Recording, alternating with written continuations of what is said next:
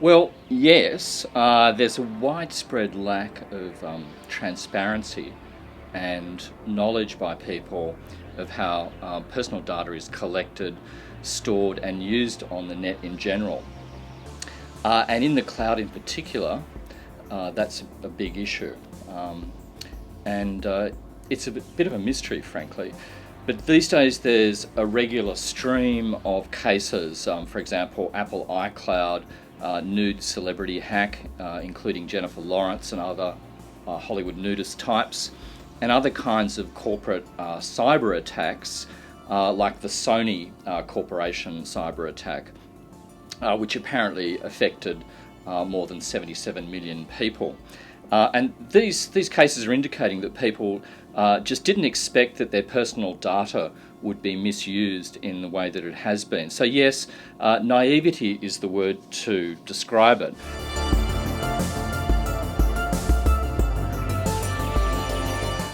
Clearly, this was an event designed for massive media consumption.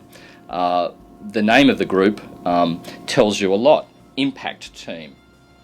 It's like calling yourself the badass motherfuckers or the Circle of Death, etc. It's an attention-grabbing scam. The suggestion that Ashley Madison's dubious activities somehow, however, justifies this kind of massive breach of personal data, I think is misconceived. Perhaps predictably, it's led to a $578 million class action lawsuit by people suing Avid Media, the owners of the site, for not having better security. And that's an interesting precedent.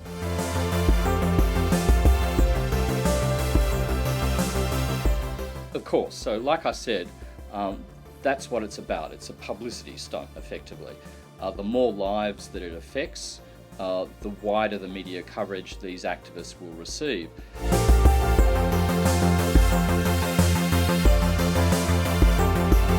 Well, if the intention was to harm various politician and business leaders, then perhaps they may have achieved that objective. But that doesn't justify their conduct, in my opinion.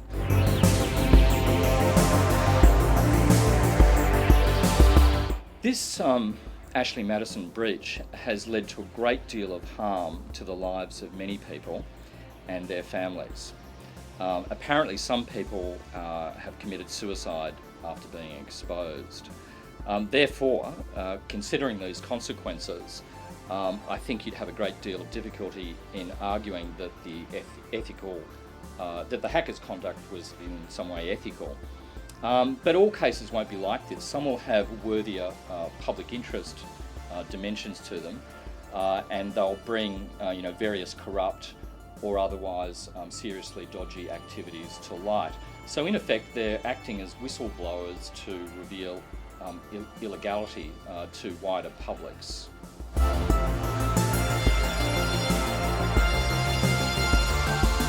A couple of things. One is, I think, in most cases, notoriety and celebrity status in some culture or other, in some subculture or other, and so they're getting kudos from it. They're also, I think, building their expertise as hackers in different IT settings, and in certain situations I'd say it's giving them a warm inner glow of doing something for a wider public benefit, kind of like WikiLeaks, but it's clearly a contested space that will always have a lot of disagreement, I think, amongst the different stakeholders.